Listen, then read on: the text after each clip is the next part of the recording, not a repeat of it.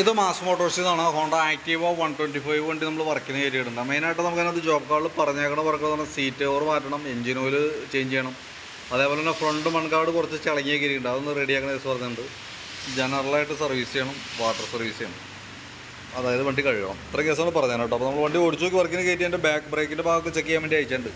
Break ലൈനറൊക്കെ നമുക്ക് നിലവിൽ കിടക്കുന്ന കമ്പനി ലൈനറാണ്. അപ്പോൾ നമുക്കൊന്ന് ബ്രേക്ക് ക്യാമൊക്കെ ഒന്ന് അഴിച്ച് ഗ്രീസ് ചെയ്ത് റീസെറ്റ് ചെയ്താൽ മതി. അതേപോലെ ബാക്ക് വീല് പിടിപ്പിക്കുന്നത് ഈ ഒരു ഷാഫ്റ്റ് വേണം. അതിൻ്റെ ബെയറിങ്ങിൻ്റെയൊക്കെ പ്ലേ ചെക്ക് ചെയ്ത് തീർന്നു. നിലവിൽ വേറെ കംപ്ലയിൻ്റ് ഒന്നുമില്ല. ബാക്ക് ഗിയർ ബോക്സിൻ്റെ ഓയിലൊക്കെ ചെക്ക് ചെയ്തു, നല്ല ഓയിലാണ് കിടക്കണേ.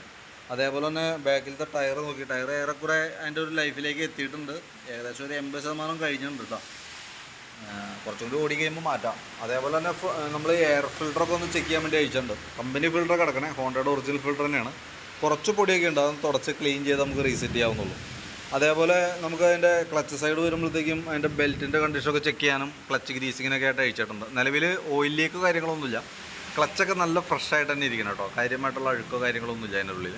കറക്റ്റ് സർവീസിനകത്ത് ചെയ്ത് പോകണതാണ്, അതുകൊണ്ടാണ് ആ രീതിയിൽ ഇരിക്കുന്നത് കേട്ടോ. നമുക്ക് അതിൻ്റെ ബെൽറ്റൊക്കെ നോക്കി, കമ്പനി ബെൽറ്റൊക്കെ കിടക്കണേ, വേറെ ഡാമേജോ കാര്യങ്ങളോ. ഈ സെൻറ്റർ ഭാഗം നോക്കുമ്പോൾ ചെറിയൊരു ക്രാക്കൊക്കെ പോലെ ഉണ്ട്, പക്ഷേ കമ്പനി ബെൽറ്റ് ആയതുകൊണ്ട് തന്നെ കുറേ കൂടി നമുക്ക് ഓടിയിട്ട് മാറ്റി കളഞ്ഞാൽ മതി. അതേപോലെ തന്നെ വേരിയേറ്റർ ബോഡി, ബോസ് ഡ്രൈവ് കാര്യങ്ങളൊന്നും ചെക്ക് ചെയ്ത് വേറെ കംപ്ലയിൻ്റ് ഒന്നുമില്ല. അതേപോലെ ബെൻഡെക്സിൻ്റെ ഭാഗം ചെക്ക് ചെയ്ത് വേറെ പ്രോബ്ലം ഇല്ല. ക്ലച്ച് യൂണിറ്റ് ആയാലും അത്യാവശ്യം കുറച്ച് തുരുമ്പ് കാര്യങ്ങളൊക്കെ ഉണ്ടെന്ന് ഒഴിച്ച് കഴിഞ്ഞാൽ നമുക്കത് വേറെ കംപ്ലയിൻ്റ് ആയിട്ടൊന്നുമില്ല. ക്ലച്ച് ഷോക്ക് ഉണ്ട്, അപ്പോൾ അതൊന്ന് അഴിച്ച് ഗ്രീസ് ചെയ്ത് റീസെറ്റ് ചെയ്യാം. ക്ലച്ച് ഔട്ടർ വേറെ കംപ്ലയിൻ്റ് ഒന്നുമില്ല. കിക്കർ വീലൊന്ന് അഴിച്ച് ഗ്രീസ് ചെയ്തിടാം. അപ്പോൾ അത്രയാണ് ക്ലച്ചിനകത്തുള്ളൂ. ക്ലച്ചിൽ വേറെ അങ്ങനെ മാറ്റാനുള്ള ഡാമേജുള്ള പാർട്സുകളൊന്നുമില്ല. ക്ലച്ച് ഗ്രീസിങ് നടത്താം, റീസെറ്റ് ചെയ്യാം. പിന്നെ നമുക്ക് ഈ ഭാഗത്തേക്ക് വരുമ്പോഴത്തേക്ക് നമ്മളതിൻ്റെ ചോക്കിൻ്റെ കേബിളൊക്കെ ചെക്ക് ചെയ്തു, ഐസൊലേറ്ററിൻ്റെ കേബിൾ ചെക്ക് ചെയ്തു. നിലവിൽ വേറെ കംപ്ലയിൻ്റ് ആയിട്ടൊന്നുമില്ല കേട്ടോ. അതേപോലെ കാർബറേറ്ററുമായി ബന്ധപ്പെട്ട് ഓവർഫ്ലോയുടെ കംപ്ലയിൻറ്റ് അങ്ങനത്തെ പ്രശ്നങ്ങളൊന്നും പ്രത്യക്ഷത്തിൽ കാണുന്നില്ല. സ്റ്റാർട്ടിങ് കംപ്ലയിൻറ്റ്, മിസ്സിങ് അങ്ങനത്തെ പ്രശ്നങ്ങളും വണ്ടി ഓടിച്ച് നോക്കിയപ്പോൾ നമുക്ക് കിട്ടിയിട്ടില്ല. ഓൾറെഡി കസ്റ്റമർ ആണെങ്കിലും കംപ്ലയിൻ്റ് ആയിട്ട് അങ്ങനെ പറഞ്ഞിട്ടില്ല. അപ്പോൾ കാർബറേറ്റർ നമ്മൾ അഴിക്കേണ്ടതായിട്ടില്ല, കാരണം നിലവിൽ ജനറലായിട്ടുള്ള സർവീസിൽ കാർബറേറ്റർ ക്ലീനിങ് വരുന്നില്ല. നമ്മൾ അഡീഷണൽ പേ ചെയ്യേണ്ട കേസാണ്. പ്രത്യേകിച്ച് ഒരു കംപ്ലയിൻറ്റ് ഇല്ലാത്തത് കൊണ്ടും ഇപ്പോഴത്തെ സിറ്റുവേഷൻ എന്ന് പറഞ്ഞാൽ E20 പെട്രോൾ ഉപയോഗിക്കുമ്പോൾ കാർബറേറ്ററുകൾക്ക് കംപ്ലയിൻറ്റ് കോമൺ ആയിട്ടുണ്ട്. ആ ഒരു സിറ്റുവേഷനും കൂടി കണക്ക് കൂട്ടി കഴിഞ്ഞാൽ കാർബറേറ്ററിൻ്റെ ഭാഗം തൽക്കാലം പ്രത്യേകിച്ചൊരു ആവശ്യമില്ലെങ്കിൽ അഴിക്കാതിരിക്കണം നല്ലത്. കാരണം അഴിച്ച് ക്ലീൻ ചെയ്ത് റീസെറ്റ് ചെയ്യുന്ന സമയത്ത് ഒരു പക്ഷേ ഗുണത്തേക്കാളേറെ ദോഷമാണ് വരാം. അത് ചിലത് ഓവർഫ്ലോ വന്നു കഴിഞ്ഞാൽ മാറില്ല, അങ്ങനൊരു പ്രശ്നമുണ്ട്. അപ്പോൾ പിന്നെ നമ്മൾ കാർബറേറ്ററൊക്കെ മാറ്റി വയ്ക്കേണ്ടതായിട്ട് വരും. അപ്പോൾ ഞാൻ പറഞ്ഞതിൻ്റെ കേസെന്ന് വെച്ചാൽ ഇപ്പോൾ നമുക്ക് പ്രത്യേകിച്ച് കംപ്ലയിൻറ്റ് ഇല്ലാത്തതുകൊണ്ട് കാർബറേറ്റർ നമ്മൾ പഴിക്കേണ്ടതായിട്ടില്ല, ആ രീതിയിലാണ് നിൽക്കട്ടെ. പിന്നെ ഫ്രണ്ടിലേക്ക് വരുമ്പോൾ ഫ്രണ്ട് ടയറിൻ്റെ ഭാഗമൊക്കെ ചെക്ക് ചെയ്തു. പുതിയ ടയറാണ് ഫ്രണ്ട് കിടക്കണേ. വീൽ ബെയറിംഗ് ഒക്കെ ചെക്ക് ചെയ്ത് വേറെ കംപ്ലയിൻ്റ് ഒന്നുമില്ല. ബ്രേക്ക് നമുക്കൊന്ന് അഴിച്ച് ക്ലീൻ ചെയ്തിടാം. ഞാനിപ്പോൾ ബാക്ക് വീൽ അഴിച്ചേക്കാണ്, അതിന് ശേഷം ഫ്രണ്ടും കൂടി അഴിച്ചിട്ട് ബ്രേക്ക് ക്യാമൊക്കെ ഒന്ന് അഴിച്ച് ഗ്രീസ് ചെയ്ത് നമുക്ക് റീസെറ്റ് ആക്കാം കേട്ടോ. പിന്നെ ഫ്രണ്ട് മൺകാർഡ് ഇതാണ് പറഞ്ഞാൽ മൊത്തത്തിൽ ഇടിച്ച് ചളങ്ങിയേക്കാണ്. അപ്പോൾ ഒന്ന് ലെവൽ ചെയ്തതിന് ശേഷം നമുക്കൊന്ന് ബ്രഷും കൊണ്ട് ടച്ച് ചെയ്യാനേ പറ്റുള്ളൂ.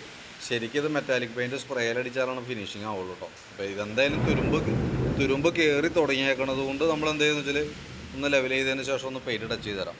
100% പെർഫെക്ഷൻ ഒന്നും ആവില്ല കേട്ടോ ലെവലിങ്, ഏറെക്കുറെ അങ്ങോട്ട് റെഡിയാക്കി തരാം. പിന്നെ ബാറ്ററി നമ്മൾ നോക്കി, ബാറ്ററി 2024 മോഡൽ ബാറ്ററി വണ്ടി മേടിക്കണം കഴിഞ്ഞാൽ അല്ലേ. 13 വോൾട്ട് കാണിക്കുന്നുണ്ട് കേട്ടോ ബാറ്ററി ചെക്ക് ചെയ്യുന്ന സമയത്ത്. ലോഡ് ടെസ്റ്റ് നടത്തുമ്പോൾ നിലവിൽ നമുക്ക് അതിനകത്ത് 11 വോൾട്ടിലേക്ക് വരുന്നുണ്ട്, 9 വോൾട്ടിലേക്ക് പോകുന്നുണ്ട് കേട്ടോ. 9.15. കംപ്ലയിൻ്റ് ഒന്നും പറയാനില്ല, അത്യാവശ്യം ഹെൽത്തി ബാറ്ററിയാണ്. പിന്നെ നമുക്ക് ഈ സൈഡിലേക്ക് വരുമ്പോഴത്തേക്കും സ്പാർക്ക് പ്ലഗ് ഒന്ന് ക്ലീൻ ചെയ്യാൻ വേണ്ടി അയച്ചിട്ടുണ്ട്. പുതിയ പ്ലഗ്ഗാണ്, എയർ ഫിൽറ്റർ മാറ്റിയ കൂട്ടത്തേക്കുള്ള മാറ്റി പുതിയ ഇട്ടാണ്. അതേപോലെ സെക്കൻഡറി ഫിൽറ്റർ യൂണിറ്റ് ആയാലും അത്യാവശ്യം നല്ല ഫിൽറ്ററാണ്. എഞ്ചിൻ ഓയിൽ മാറ്റുന്നുണ്ട്. അപ്പോൾ നിലവിൽ സർവീസ് സംബന്ധമായിട്ടുള്ള വർക്കുകളാണുള്ളത്. അതിന് പുറമെ നമുക്ക് പിന്നെ പറഞ്ഞത് സീറ്റ് കവർ മാറണം, അങ്ങനെ 1-2 കേസുകളൊക്കെയാണ്, വാട്ടർ സർവീസ് ഇതൊക്കെയാണ്. അപ്പോൾ ഞാൻ ഇതിൻ്റെ ഏകദേശം ഒരു എസ്റ്റിമേറ്റ് ആക്കിയിട്ട് അതിൻ്റെ ഡീറ്റെയിൽസ് വാട്സാപ്പിലേക്ക് ഒന്ന് സെൻഡ് ചെയ്തിട്ടേക്കാം കേട്ടോ. വീഡിയോ കണ്ടേമേ നോക്കിയിട്ടൊന്ന് റിപ്ലൈ ഇട്ടോളൂ.